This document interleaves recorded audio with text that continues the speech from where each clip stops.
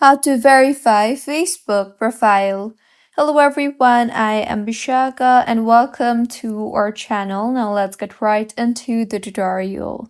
Firstly, go ahead and open the Facebook application on your device and make sure you are signed in.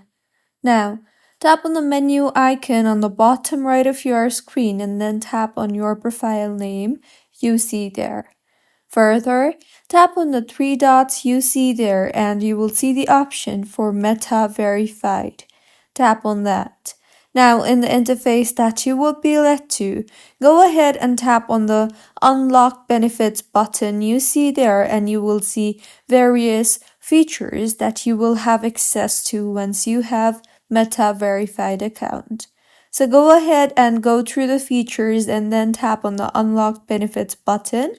Further, you will be shown with what you will get once you take the subscription. So go through the advantages and tap on the continue button and you will further be processed for subscription. In the interface that you will then be led to, you will be shown with the amount that you will need to pay for getting the Meta verification. So go through the amount and if it is appropriate for you, then confirm the payment by tapping on the confirm button and entering your Apple ID password.